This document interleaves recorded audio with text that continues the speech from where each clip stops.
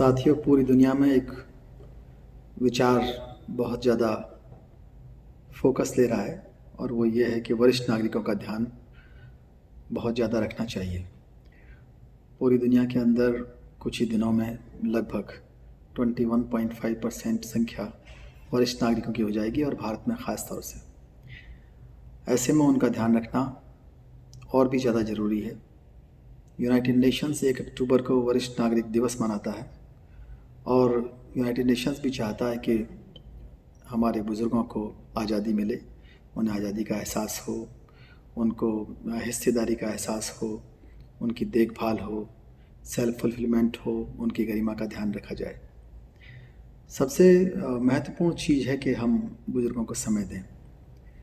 वो समय किसी भी प्रकार हो सकता है, वो आप समय निश्चित भी कर सकते हैं, सुबह का, शाम का, या किसी दिन संडे का समय निश्चित कर लें। कुछ ना कुछ ऐसा हो सकता है कि उनको लगे कि हाँ, हमारे बच्चे, हमारे परिवारीजन जिनको हमने पाल पोस कर बड़ा किया है, वो हमें समय दे रहे हैं। उनके लिए दिक्कत आती है, कई बार संतुलित भोजन नहीं दे पाते। बात अमीरी गरीबी की नहीं है, लेकिन बहुत से इस तरह के भोजन में संतुलन की चीज़ें हैं जिससे उनको संतुलित भोजन दिया जा सकता है। उनको सेफ्टी की बहुत आवश्यकता होती है। कई बार वो दरवाज़ा बंद करना भूल जाते हैं या मकान में अकेले रह रहे हैं, बच्चे लोग विदेश चले गए या दूसरे शहरों में रह रहे हैं। अधिकतर ऐसे परिवारों में बहुत दिक्कत होती है और अपराधी घरों में घुस करके बुज़ुर्गों को मार जाते हैं। ऐसे में पड़ोसियों का भी ये कर्तव्य है और नैतिक कर्तव्य भी है, जानने वालों का, आसपास रहने वालों का, कि बुज़ुर्गों का ध्यान रखा जाए, उनकी सुरक्षा का ध्यान रखा जाए, उनका ठीक से दरवाज़ा बंद है या नहीं है।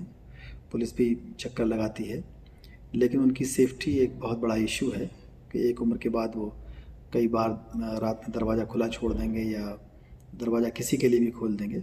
उनको खुद भी ध्यान रखना चाहिए, लेकिन कई बार एक उम्र का ऐसा पड़ाव आता है कि ये सब चीज़ें उन्हें ध्यान नहीं रह पाती हैं। और एक और चीज़ है कि उनको सेल्फ रिस्पेक्ट के साथ में उन्हें लगे कि उनके अकाउंट में या उनके हाथ में कुछ ना कुछ धनराशि है। ऐसे में अगर एजेड लोग हैं, पेरेंट्स हैं, माँ के अकाउंट में आप 2% डाल सकते हैं, कम से कम पिता के अकाउंट में भी 2% डाल सकते हैं। तो उनको भले ही ये एहसास हो कि हम इस पैसे को अपने बच्चों को ही गिफ्ट कर देंगे, अपने नाती पोतों को गिफ्ट कर देंगे, लेकिन उनके अंदर उनके हाथ में ही एक ताकत का, एक आर्थिक शक्ति का एहसास होना चाहिए।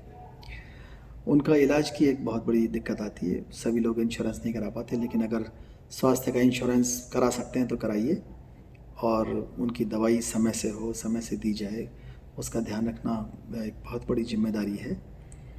उनसे बात करना, उनकी बात में रुचि लेना, कोई ऐसी चीज़ें जो उनको वो नहीं कह पा रहे हैं, उसमें ऐसा उनको सुझाना कि हाँ, वो अपनी बात कह सकें।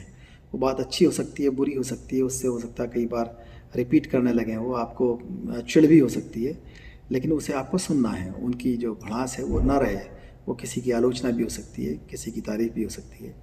जब आप सुनेंगे तो निश्चित रूप से वो अच्छी और पॉजिटिव चीज़ें ही आपको बताएंगे।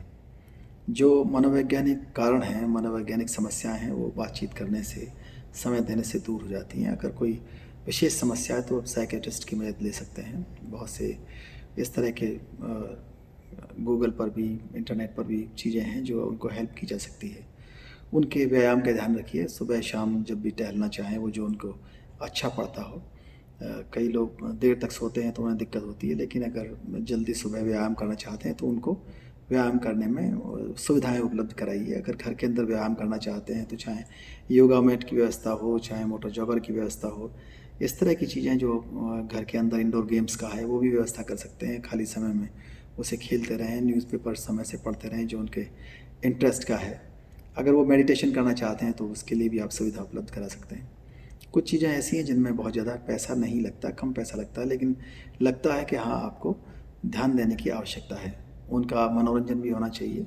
अगर उनके रूम में टीवी लगा हुआ है या उनको अलग रूम आप नहीं दे पा रहे हैं, उसके लिए भी व्यवस्था की जा सकती है। चाहे वो अतिथियों का रूम हो, चाहे रूम शेयर करना पड़े, लेकिन फिर भी उनको लगे कि हाँ, उनकी प्राइवेसी किसी भी तरह से भंग नहीं हो रही, उन्हें ऐसा मौका दिया जाना चाहिए। अगर उनको साथ की आवश्यकता है, मान लो उनको कहीं जाना है, अपनी उम्र के लोगों से मिलना है, तो उसकी भी सुविधा उनको देनी चाहिए मिलने जुलने से। अगर दूर रह रहे हैं तो दूरभाष पर रोज़ बात करें, उनकी समस्याएं पूछें। अगर कोई बीमा कराने की आवश्यकता है इंश्योरेंस की है तो उसको भी कराएं। मेन चीज़ ये है कि उनको लगातार लगे कि उनके प्रति अगली पीढ़ी कृतज्ञ है, उनके पड़ोसी कृतज्ञ हैं, अगले उनके बच्चे जिनको पाल पोस के बड़ा किया वो कृतज्ञ हैं। और आजकल तो ख़ास तौर से जो लॉकडाउन है इसमें बहुत ज़्यादा आवश्यक है कि उनके स्वास्थ्य का, उनके मानसिक स्वास्थ्य का और उनके खुशी का हम ध्यान रखें। बुज़ुर्गों का, उन्होंने हमें पाल पोस के बड़ा किया है, तो हमारी जो कृतज्ञता है वो एक प्रशिक्षण भी है।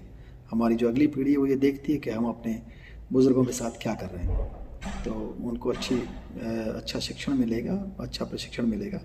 और इसका कहीं ना कहीं ये एक अच्छा निवेश है जो सभ्य समाज है उसके अंदर बुज़ुर्गों का ध्यान रखना एक और बहुत अच्छा निवेश है जिसका लाभ सबको मिलेगा। हमको बहुत बहुत धन्यवाद। आप देख रहे हैं WLBS न्यूज। चैनल को सब्सक्राइब करना और बेल आइकन को प्रेस करना ना भूलें।